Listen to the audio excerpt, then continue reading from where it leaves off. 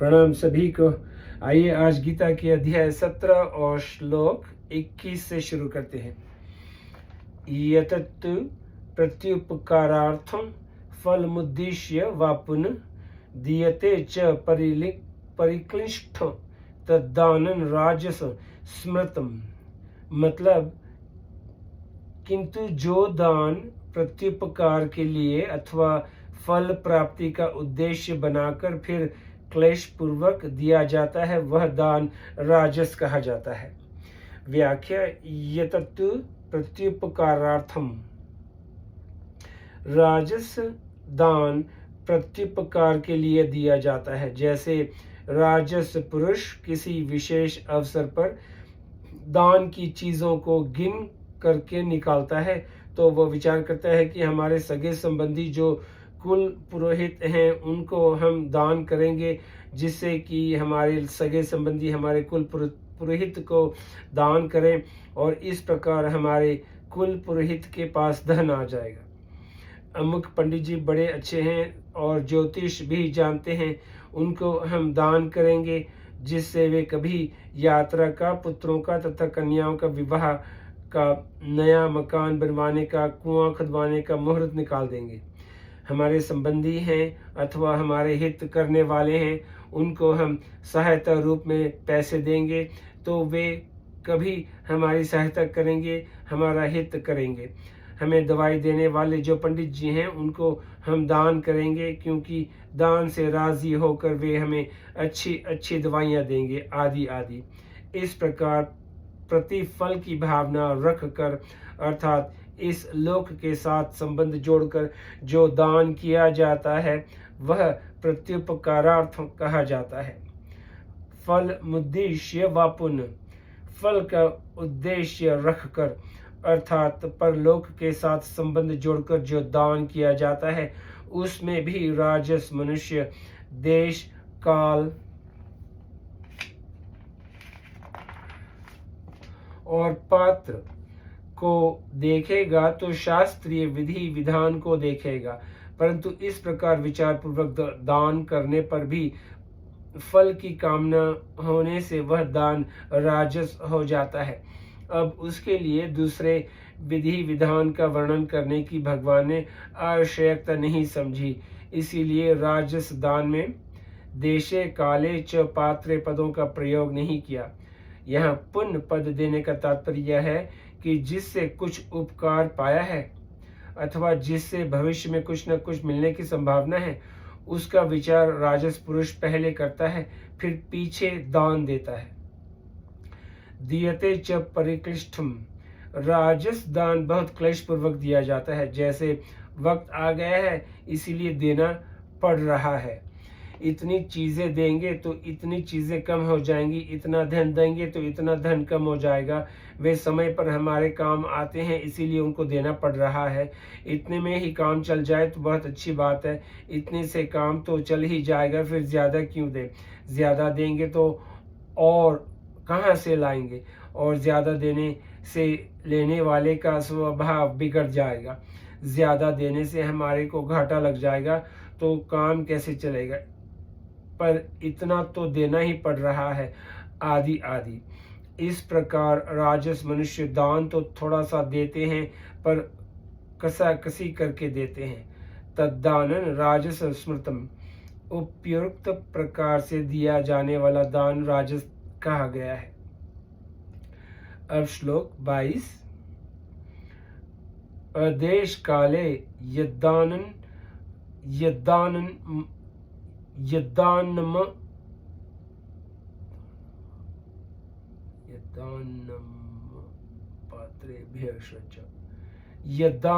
पात्रेभ्यः स्वच दीयते असत्कृतमवज्ञात तत्तामस मुद्दाहतम।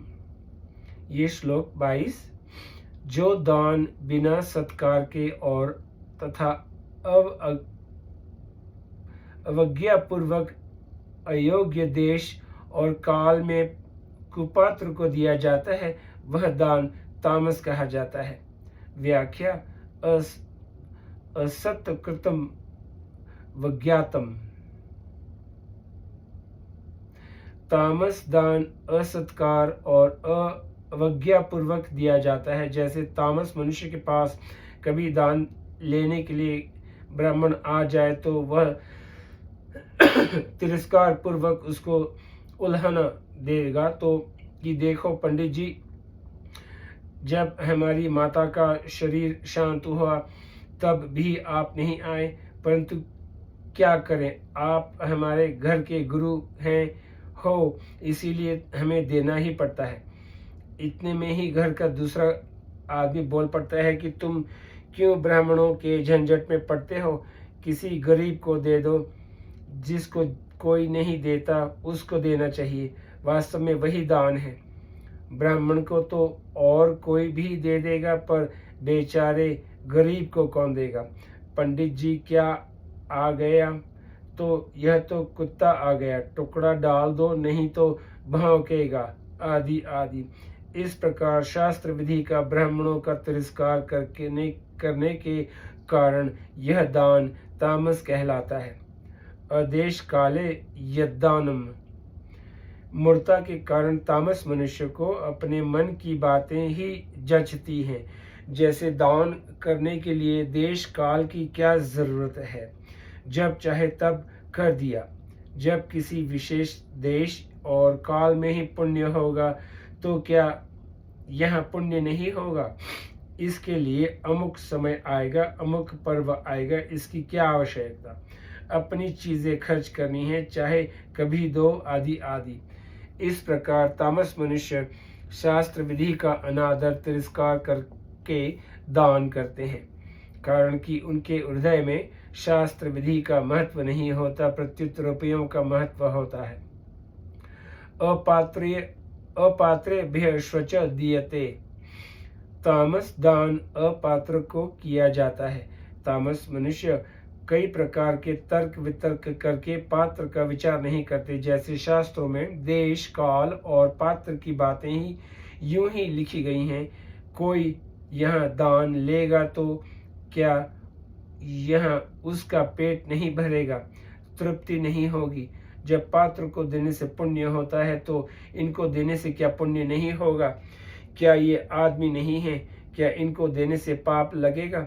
अपने जीविका चलाने के लिए, अपना मतलब सिद्ध करने के लिए ही ब्राह्मणों ने शास्त्रों में ऐसा लिख दिया है, आदि आदि। तत्तामस मुदाहतम, उपयुक्त प्रकार से दिया जाने वाला दान तामस कहा गया है। शंखा, गीता में तामस कर्म का फल अधोगति बताया है, अधो गच्छन्ति तामसा। और रामचरितमानस में बताया है कि जिस किसी प्रकार से भी दिया हुआ दान कल्याण करता है, जैन केन विधि दिन्हे दान करे कल्याण। इन दोनों में विरोध आता है। समाधान, तामस मनुष्य अधोगति में जाते हैं। यह कानून दान के विषय में लागू नहीं होता, कारण कि धर्म के 4 चरण हैं, सत्य, दया, तपो, दान, मिति। इन चारों चरणों में से कलयुग में एक ही चरण दान है। दान में कलो युगे मनुस्मृति। इसीलिए गोस्वामी जी महाराज ने कहा, प्रगट चारी पद धर्म के कली महु एक प्रधान, जैन केन विधि दिन्हे दान करे कल्याण।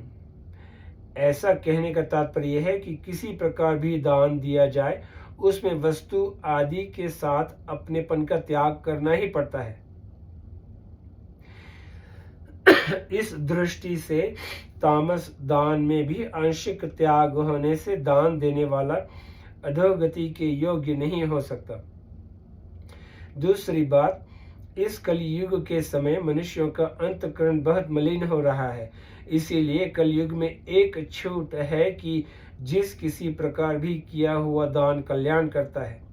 इससे मनुष्य का दान करने का स्वभाव तो बन ही जाएगा, जो आगे कभी किसी जन्म में कल्याण भी कर सकता है, परंतु दान की क्रिया ही बंद हो जाएगी, तो फिर देने का स्वभाव बनने का कोई अवसर ही प्राप्त नहीं होगा। इसी दृष्टि से एक संत ने श्रद्धया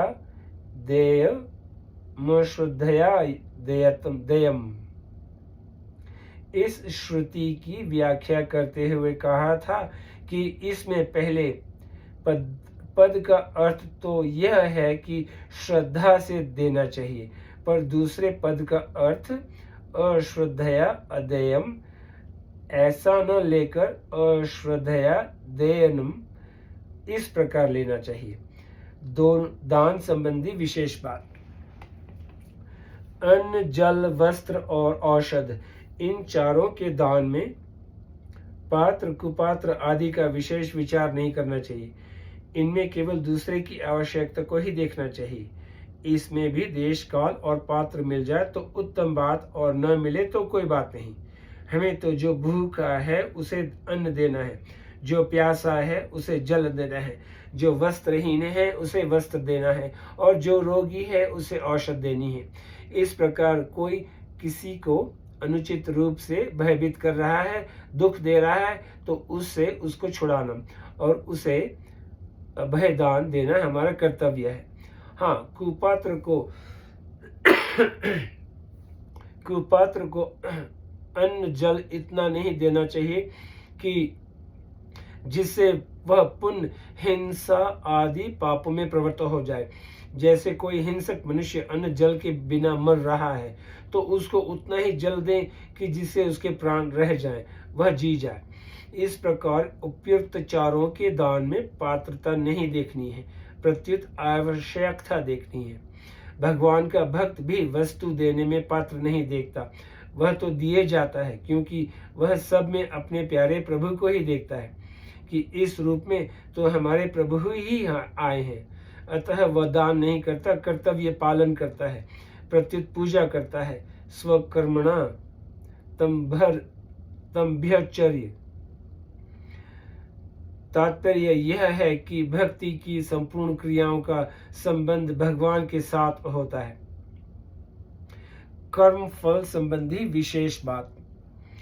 11वें से 22वें श्लोक तक के इस प्रकरण में जो सात्विक यज्ञ, तप और दान आए हैं वे सब के सब दैवी संपत्ति हैं, और जो राजस और तामस यज्ञ, तप और दान आए हैं वे सब के सब आसुरी संपत्ति हैं। आसुरी संपत्ति में आए हुए राजस यज्ञ, तप और दान के फल के दो विभाग हैं, दृष्ट और अदृष्ट। इनमें भी दृष्ट के दो फल हैं, तात्कालिक और कालांतरिक। जैसे राजस भोजन के बाद तृप्ति का होना तात्कालिक फल है और रोग आदि का होना कालांतरिक फल है, ऐसे ही अदृष्ट के भी दो फल हैं, लौकिक और परलौकिक।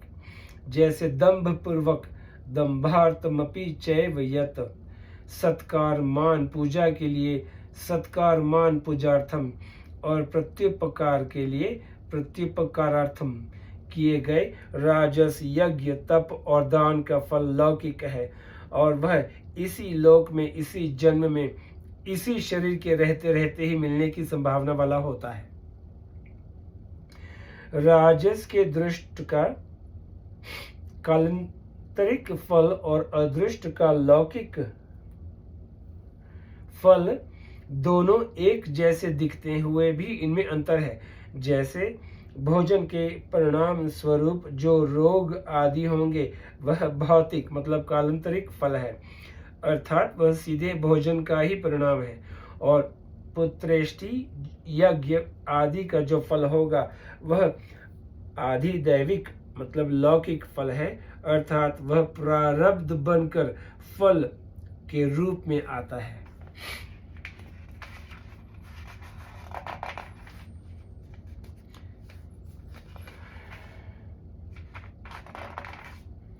स्वर्ग को ही परम प्राप्य वस्तु मानकर उसकी प्राप्ति के लिए किए गए यज्ञ आदि का फल परलौकिक होता है, परंतु राजस यज्ञ अभिसंधाय तु फलम और दान फल मुद्दिश्य व पुण्य का फल लौकिक तथा परलौकिक दोनों ही हो सकता है। इसमें भी स्वर्ग प्राप्ति के लिए यज्ञ आदि करने वाले और केवल दंभ सत्कार मान पूजा प्रत्युपकार आदि के लिए यज्ञ तप और दान करने वाले दोनों प्रकार के राजस पुरुष जन्म मरण को प्राप्त होते हैं। यदि राजस पुरुषों का दंभ अधिक बढ़ जाए तो वे नरकों में भी जा सकते हैं, परंतु तामस यज्ञ और तप करने वाले तामस पुरुष तो अधोगति में जाते हैं। अधो गच्छन्ति तामसा पतन्ति नरके शुचौ आसुरीष्वैव योनिषु ततो यान्त्यधमा गतिम। जो मनुष्य यज्ञ करके स्वर्ग में जाते हैं उनको स्वर्ग में भी दुख जलन ईर्ष्या आदि होते हैं। स्वर्ग में भी यज्ञ आदि पुण्य कर्मों के अनुसार उच्च मध्यम और कनिष्ठ ऐसी 3 तरह की श्रेणियां होती हैं। उनमें भी उच्च श्रेणी वाले जब अपने समान श्रेणी वाले को देखते हैं तब उन्हें ईर्ष्या होती है कि ये हमारे समान पद पर क्यों आए हैं, और मध्यम तथा कनिष्ठ श्रेणी वालों को देखकर उनके मन में अभिमान होता है कि हम कितने बड़े हैं। मध्यम श्रेणी वाले जब अपने से उच्च श्रेणी वाले को देखते हैं तो उनकी भोग सामग्री पद अधिकार आदि को देखकर उन्हें जलन होती है कि, और कनिष्ठ श्रेणी वालों को देखकर अभिमान होता है। कनिष्ठ श्रेणी वालों में उच्च और मध्यम श्रेणी वालों को देखकर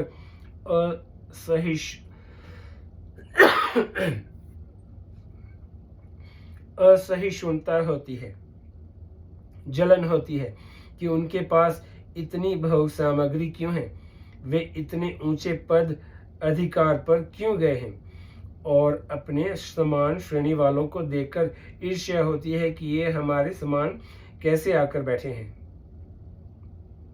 तथा जो स्वर्ग में नहीं आए हैं उनको देखकर अभिमान होता है कि हम कितने उच्च स्थान स्वर्ग में हैं। स्वर्ग में जो स्थिति है वह भी तो नित्य नहीं है, क्योंकि किसी भी श्रेणी वाले क्यों न हो, पुण्य क्षीण हो जाने पर उनको भी मृत्यु लोक में आना पड़ता है। क्षीणे पुण्य मृत्युलोक विशंति, और इसकी चिंता, इसका भय सदा बना रहता है कि यह स्थिति हमारी रहेगी नहीं, एक दिन चली जाएगी।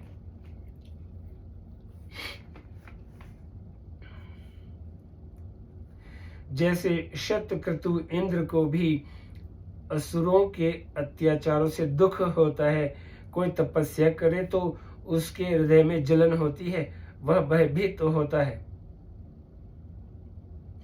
इससे पूर्व जन्म के पापों का फल भी नहीं कह सकते, क्योंकि उनके स्वर्ग प्राप्ति के प्रतिबंधक रूप पाप नष्ट हो जाते हैं, पूत पापा, और वे यज्ञ के पुण्यों से स्वर्ग लोक को जाते हैं। फिर उनको दुख जलन भय आदि का होना किन पापों का फल है? इसका उत्तर यह है कि यह सब यज्ञ में की हुई पशु हिंसा के पाप का ही फल है। दूसरी बात, यज्ञ आदि सकाम कर्म करने से अनेक तरह के दोष आते हैं। गीता में आया है, सर्वारंभा ही दोषेण धूमे नाग्निन रिवावृता, अर्थात धुएं से अग्नि की तरह सभी कर्म किसी न किसी दोष से युक्त हैं। जब सब कर्म के आरंभ मात्र में भी दोष रहता है, तब सकाम कर्म में तो दोषों की संभावना ज्यादा ही होती है और उनमें अनेक तरह के दोष बनते ही हैं। इसीलिए शास्त्रों में यज्ञ करने के बाद प्रायश्चित करने का विधान है। प्रायश्चित विधान से यह सिद्ध होता है कि यज्ञ में दोष अवश्य होते हैं। अगर दोष न होते तो प्रायश्चित किस बात का? परंतु वास्तव में प्रायश्चित करने पर भी सब दोष दूर नहीं होते, उनका कुछ अंश रह जाता है। जैसे मैल लगे वस्त्र को साबुन से धोने पर भी उसके तंतुओं के भीतर थोड़ी मैल रह जाती है। इसी प्रकार इंद्रादिक देवताओं को भी प्रतिकूल परिस्थिति जन्य दुख भोगना पड़ता है। वास्तव में दोषों की पूर्ण निवृत्ति तो निष्काम भाव पूर्वक कर्तव्य कर्म करके उन कर्मों को भगवान के अर्पण कर देने से ही होती है। इसीलिए निष्काम भाव सहित किए गए कर्म ही श्रेष्ठ हैं। सबसे बड़ी शुद्धि होती है मैं तो केवल भगवान का ही हूँ। इस प्रकार अहंता परिवर्तन पूर्वक भगवत प्राप्ति का उद्देश्य बनाने से इससे जितनी शुद्धि होती है उतनी कर्मों से नहीं होती। भगवान ने कहा है, सन्मुख होई जीव मोही जब ही, जन्म कोटि अघ ना सही तब ही। दूसरों की उन्नति से ही न जाए, ईर्ष्या हो जाए आदि जितने भी दोष हैं वे पूर्वकृत कर्मों के फल नहीं हैं। वे सब दोष अंतःकरण की अशुद्धि के कारण ही होते हैं। शास्त्र विहित सकाम कर्मों को करने से अंतःकरण की सर्वथा शुद्धि नहीं होती, प्रत्युत आंशिक शुद्धि होती है, जिससे स्वर्गादि लोगों के भोगों को भोगते हैं। अंतःकरण की अशुद्धि सर्वथा तभी मिटती है जब उद्देश्य केवल भगवान का ही हो। तीसरी बात, गीता में अर्जुन ने पूछा कि मनुष्य न चाहता हुआ भी पाप का आचरण क्यों करता है? तो उत्तर में भगवान ने कहा, काम एष क्रोध एष रजोगुण समद्भव। तात्पर्य यह है कि रजोगुण से उत्पन्न कामना ही पाप कराती है। इसीलिए कामना को लेकर किए जाने वाले राजस यज्ञ की क्रियाओं में पाप हो सकते हैं। राजस तथा तामस यज्ञ आदि करने वाले आसुरी संपत्ति वाले हैं और सात्विक यज्ञ आदि करने वाले दैवी संपत्ति वाले हैं। परंतु दैवी संपत्ति के गुणों में भी यदि राग हो जाता है तो रजोगुण का धर्म होने से वह राग भी बंधन कारक हो जाता है। आज यहीं पे समाप्त करते हैं, फिर कल श्लोक 23 से शुरू करेंगे। आपका बहुत बहुत शुक्रिया। नमस्ते।